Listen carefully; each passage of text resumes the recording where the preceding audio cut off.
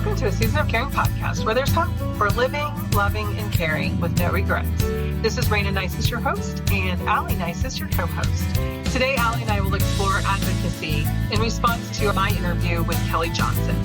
I think the thing that stood out for me in my interview with Kelly was just how suddenly she was thrown into this role of not just mom who has a child who has a brain tumor, but having to understand all the medical needs and then school and all of the educational needs and the long-term repercussions of brain surgery and chemo and radiation. And wow, just wow, so much for anyone to go through, but on such a short period of time, just that suddenness of the whole experience. And then the long-term repercussions of it. It was actually, I don't know, I'm kind of at a loss for words. I cannot imagine going to the hospital because your kid has a headache and you find out that he has a brain tumor. And then not only that does he have a brain tumor, they're sending you to a different hospital because they feel like that's what's best for him. So you get shipped out. I just can't imagine the tidal waves of emotions that she would have felt, you know, for those first 24, 48 hours. And then when you finally realize what's happening, and then he's already having surgery, and it happened so quickly for her. I can't imagine that, especially on your little 5-year-old son. That would be so scary. And so it takes my breath away to think about, like, but you got to do what you got to do to do what's best for him. And you can't pause. I mean, speaking from experience, especially when you're dealing with cancer, you kind of got to move quickly, and we got to come up with a game plan. And it's all ever changing too, depending on testing and outcomes and things like that. So I can't fathom that, especially when we're talking about our children. But I love that she just kind of fell naturally into that role. And then Kelly didn't talk about this, but I'm sure she was an advocate during that time of him being in the hospital and the chemo and the radiation and the surgeries and all of that, because he's 5. He can't tell you what's going on or what hurts, or she's going to be able to tell the medical staff much more than that. Then that folds over into him going to school and how much she was such an advocate for him there. And that's a beautiful thing. I think it's a really natural thing when we talk about being advocates for our children. But I think sometimes when we're talking about being advocates for our parents, it's a little different just because that relationship is different. I think becoming more comfortable with being an advocate for your parent is going to make that journey all the way home a lot easier for you. So do you have some recommendations or thoughts on positive ways to be a good advocate for your parent and how you even create that relationship or create that dynamic between you and your parent? It's a dance is what comes to mind, of being able to honor them and allow them to lead as long as they can lead and as long as they're capable of seeing the whole picture and being able to lead in that way. But even sometimes when you're dancing, you kind of trade those roles a little bit. There's a give and a take to what you're doing. And I think that's part of what has to happen. Obviously, when your parent has dementia or a diminished capability of making decisions or even communicating, it changes. And so that's what came to mind of when I first started going to doctor's appointments. We had the diagnosis. And so we were just sharing his progression. How is he doing? What things are getting, what's changing, that kind of thing. Because of it being Alzheimer's, they would do testing on my dad and ask him questions, but they separated us and allowed us in a room by ourselves to be bluntly honest about what was happening. And being an out-of-town caregiver, in that role, I wouldn't even call myself a caregiver, but being an out-of-town daughter, I was more limited in my experience of what was happening. I saw some things, but I didn't see everything. And he definitely was able to continue doing a lot of things that he loved and able to be very social and have conversations that were appropriate. But when it got down deeper to really remembering the last three things they said, it became obvious that no, he really can't do that. And so it was something that we had to be aware of, have the time separate or have things in writing so that the doctor can read them before they even come in the door, so that they are more in tune with you and what you're concerned with before they even show up. Social. Because my dad was so social, he was really appropriate. Long into his disease, he could shake hands and make eye contact and give that great smile that he had and make people not know what a struggle it was. And unless your conversation went deeper, you never even realized that he was struggling. And so sometimes things like going to the cardiologist, they would think that we were being rude when we were chiming in with answers because we were speaking up on his behalf. And it appeared that he should have been speaking up for himself. And that was difficult to navigate because we wanted to be respectful of him. But at the same time, we needed all the information out there to the people that needed all the information. That was one of the things that we loved about our primary care physician that we found towards the end of his life. She would have him come in, do the physical exam, check in with him, ask him how he's feeling, if he's having any pain, if there's any concerns that he had. And then we were able to have a caregiver go ahead and take him to the day stay facility. And we had a heart-to-heart conversation about how things really were. So we could preserve his dignity at the same time, get the information to the doctor that we needed to. But I think one of the challenges when you're caring for a parent is how you walk that line of being respectful of them when they're there in the room with you. So I often counsel clients, write that letter to the doctor before you get there. Put the symptoms on the paper so that the doctor can specifically ask them questions about your concerns so that they have the inside information without having to be uncomfortable for you to tell on your parents. So that would be a tip that I would definitely share. I love that tip. I know that a lot of physicians nowadays are moving to a portal as well. So there's like a messaging system that a lot of times are built into that. That would be a great way to send them a message before the appointment. Hey, these are the things they'd like to talk about, or hey, this is what I've noticed here as of late. Just so there's some of that groundwork already laid.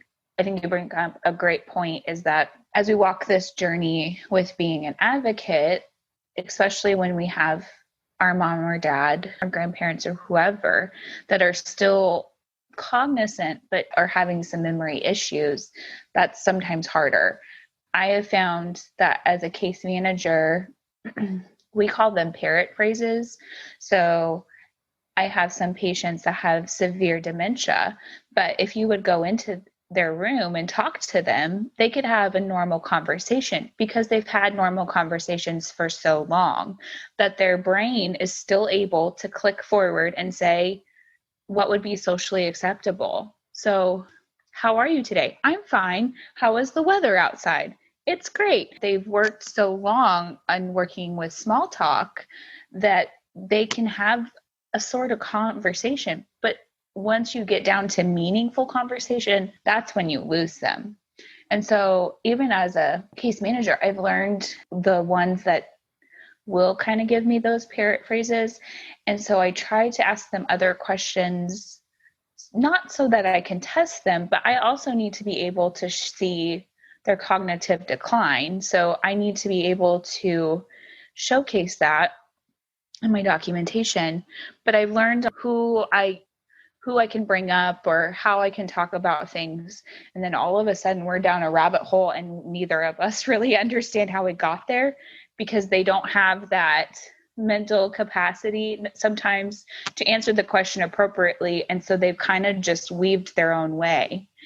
Being a nurse, one thing that I deal with a lot are families as well, especially in my caregiving, like the nursing I'm doing now, because we're talking about terminal illness. So at the beginning, a lot of times it's patients being advocates for themselves, and they may be very adamant about the things that they want or don't want. One of the primary diagnoses we get a lot of times is cancer. So for that, I have found that cancer is very tricky in a lot of ways because when we're talking about cancer, you go from this standpoint of fight and fight and fight, and we're going to do the next treatment and we're going to do chemo. And then all of a sudden the oncologist comes in one day and it's like, there's nothing else we can do for you. And it's like this switch has been flipped. And unless the oncologist says I'm done or the patient says I'm done, it's very hard. And so sometimes it's really, really hard for families to also be on board for that. What I find a lot of times is that I'll have family members come in and say, well, this is not what mom wanted, or this is not what mom would want, or we were doing chemo last week. Why aren't we doing chemo now? So I would like to encourage caregivers. It's okay to question people. It's okay to ask questions. But I also think it's important to also understand that, I mean, you said it perfectly, Rayna. What we're doing is trying to honor the wishes and what our loved ones want. And so we got to do that with respect and understanding and with them at the center of our focus. I've had family members that have been great patient advocates, advocating for his or her pain. I had one family member that the patient's pain was out of control, but during her visits, it was very controlled. But this patient would downplay her pain quite a bit. She would tell me she was fine. She would rate her pain a 2 out of 10. And finally, about the third visit, I looked at the daughter, because every time I asked about the pain, the patient would say, oh, it's only a 2 out of 10 and it only hurts sometimes. But the daughter would almost twitch, like she needed to say something, but she didn't want to say something because she didn't want to step on mom's toes. So I'm glad that the daughter spoke up. Like, that's a perfect example of being a perfect advocate for your mom or dad. It's okay to speak up, but do so respectfully. But I've also had the polar opposite, where I had a patient very short of breath, could barely carry on a sentence. I've done a lot of education of medications, normal medications we give to help relieve the shortness of breath, other avenues that we do, like turning a fan on, wearing supplemental oxygen, things like that. And I said, okay, what are you seeing? I mean, you're here most of the time. Do you feel like her pain's a 2 out of 10? And the mom just kind of looked at her daughter and she finally kind of gave her a nod, like, it's okay. The daughter spoke up, and we found out that she was having pain crises every night. Mm-hmm. She was hurting 7 out of 10 most of the time. Yes, right now the pain's a 2 out of 10, but last night it got up to an 8. And so without the daughter saying anything to me, that patient would have suffered. And she would have been hurting, and her quality of life would have been terrible. And that's not my goal. But one of the medications we use a lot is morphine. And the reason we use morphine is because it's easy in and it's easy out. So it's short acting. People get a lot of relief. But anytime we use morphine, a lot of times people get very nervous because it's morphine. And we're talking about hospice. So when we're talking about hospice, a lot of people associate morphine with death. And that's not necessarily the case. So I've done a lot of education with this family already and with this patient about her end stages and what they look like and the shortness of breath she's going to experience and is already experiencing. She was so short of breath, she couldn't say more than 2 words without just gasping for air, plus with the oxygen on already. So we were talking about comfort and what that looked like. And everyone was on board with that. But when I mentioned the word morphine, Son shuts it down. No, we're not doing that. We're not giving it. We're not doing any of this. You can give her anything else, but you can't give her that. And I looked at the patient and I said, what do you want? And he cut in again and tried to step in front and talked over us and talked over her. And he wasn't even listening to what the patient wanted. And so finally, I had to explain to him, this is your journey as well, but our main focus is her. So I'd like to hear what she wants to do. And I tell all my patients that this is your journey. I'm not going to tell you exactly what to do. I'm just going to tell you what I would normally do, and you can make the decision. I'm going to be your guide, and I'm going to talk you through things, but ultimately the decision's up to you. I'm not going to force anything on anybody. That's not fair, especially when we're talking about end of life. And she very timidly finally said, I wanted to try the morphine. And so I gave her a dose, and he was irate.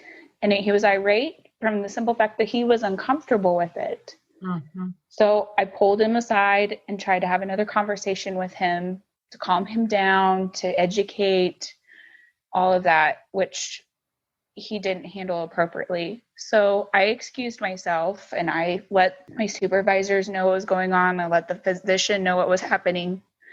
On my next visit, the patient was a totally different patient. She was breathing better. We could have an actual conversation. She was smiling. I didn't know that woman could smile, honestly, because she was just having such a hard time breathing. Mm-hmm. Yeah.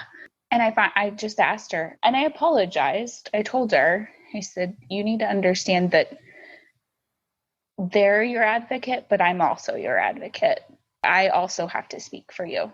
So that's why I asked you what you wanted. I said, I didn't mean to put you in a position where you aren't comfortable. I didn't want that for you, but I needed to know that what I was doing was what you wanted. And she just said, he handled it inappropriately and it's okay. And we talked about it and he's better now. And she's like, it's all fine. And then from then on out, we had no more issues. But that would be an example of what a bad advocate would be, is that you're not listening to even what the patient wants, or because you get wrapped up in your own emotions and feelings. And being a daughter and being a caregiver myself, it's easy to get wrapped up in the feelings of what you feel like is best, or in the feelings of what makes you uncomfortable. Very easy to do. So I would say, take a breath, and again, just think about, what does mom or dad want? Especially if they still have a voice, like you had said, letting your dad make some decisions, letting him voice what he needed in those situations is the best way to do that.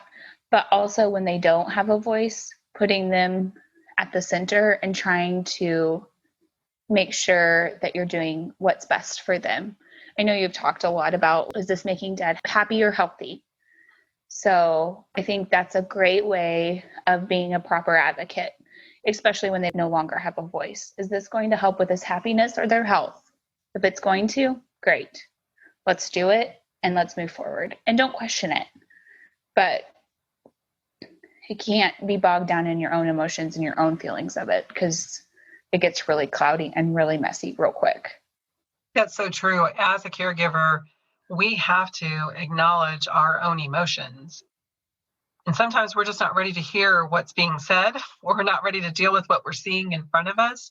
But becoming aware of your reactions and your body and what's happening in your head can make a big difference in your advocacy, because if you're stuck in your own head telling your own story, then you're missing the person you're caring for, and you're not being a good advocate. You need to learn to be an advocate for yourself, which might mean I need to take a few minutes. I need to step out of this. I need to calm down so I can hear what you're saying. Actually realizing that your emotions are clouding possibly your decisions or your interaction with the doctor, or even with the person that you love. Sometimes we think we are farther along in the acceptance process than we actually are. So it's oftentimes, I imagine, at the end of life, really challenging for the caregiver, because it has been our job to advocate and to fight on their behalf, with them, alongside them, all of those things. And when the fight stops and we have to change directions, sometimes we feel like we have whiplash, and we just don't get there as quickly as the person who's been doing the fighting, and their reserves are just depleted and they're ready to stop the fight. So it is a tricky thing being an advocate, and realizing that, again, as Kelly said, it is a hat that we have to wear as a caregiver. We are an advocate one way or another, and realizing that we are, helps us to embrace it a little bit more instead of keeping our head in the sand and just trying to do the same thing over and over again and not allowing the changes that are happening with the person we're caring for be the guide in the process. One thing that I think our caregivers need to understand is that neither of us are saying don't question anything. Oh, definitely not. As an advocate for your loved one, I think especially when we're talking about an older generation, we're talking about we don't question authority, and a physician is an authoritative figure. And so it's very common that we agree to tests and studies and medications that we aren't very comfortable with. And what I would encourage you guys to do, that as a caregiver and as an advocate, to question those things and to ask why, and to make educated decisions together. I think, again, you do this respectfully and with empowerment, but if you do it for the same reasons, because it's what's best for mom or dad. It doesn't make you a bad advocate to question those things, but I think it makes you a better one, in fact. It's not always interpreted or received very well sometimes because, again, we have physicians that aren't used to being questioned either. And I mean, speaking as a nurse, there's been many a times I've been told that that's not my job, or I'm not understanding, or whatever, but that doesn't stop me because I know what's best for my patients, and that's what I need to do, is to do what's best for them. So just remember that as well. And we encourage you to do that.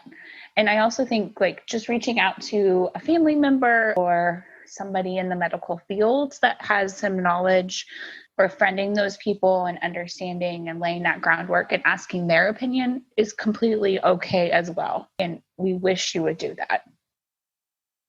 Totally agree. It is so important. What I was thinking as you said that was, do your own research. So that includes talking to people who have knowledge base that you don't have, but that also includes, there's scary stuff on the internet, there's bad stuff on the internet, but there is also general information that's available from reliable sources. And I'll never forget, I was young when my mom passed away, but the last few weeks of her life, she kind of had a psychotic break and she was just stuck in this cycle that she could not come out of. And she was in the hospital for almost a week as they were doing x-rays and different tests, trying to understand what was happening, trying different medications to see if we could break the cycle. And every morning, our family was there to talk to the attending physician. And every morning we were bringing, okay, I was reading this, and have we tried this, or have you done this test, and what did it show you? We were bringing information that might or might not have been helpful, but we were just trying to problem solve with him. And it was funny because we found that he started doing his rounds earlier and earlier so he could miss us. Because there was some question there of his comfort level, I think he just already knew before we were ready to hear that there was nothing they could do for my mom. And that's a tough place to be. And unfortunately, I think they frequently don't tell you that. He got there eventually. But for us as a family, it seemed to happen overnight. She had made her progression. She wasn't normal, but she was good for her. And then suddenly this happened and she couldn't talk. She couldn't eat. She couldn't go to the bathroom. She just was stuck in this cycle that didn't allow her to function normally. And it literally was overnight.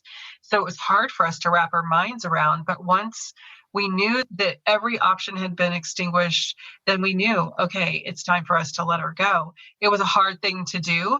And we definitely were in that advocate role for a period of time until we had that frank conversation. And he was able to say, I really have done everything I know to do.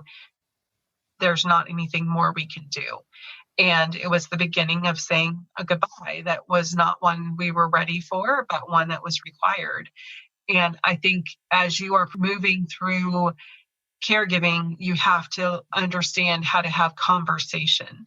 Advocacy is being able to find a win-win for both people involved in the conversation. It's not I win and I prove you wrong and so you lose.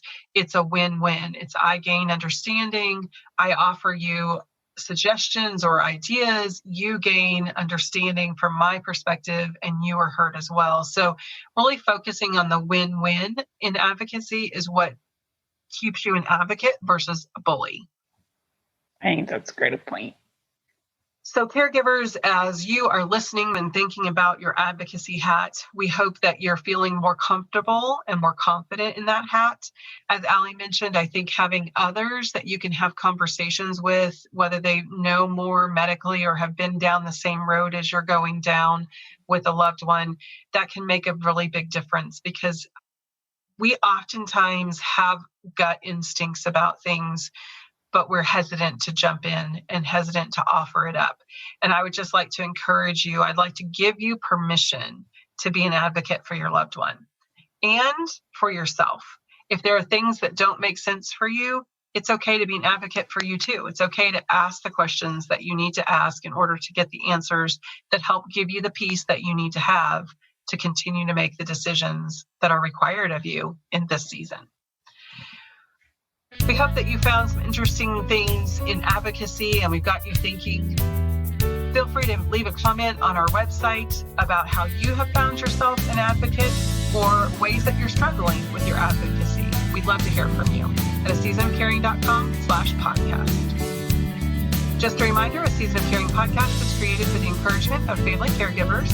If you have medical, financial, or legal questions, please contact your local professionals and take part in your season of caring.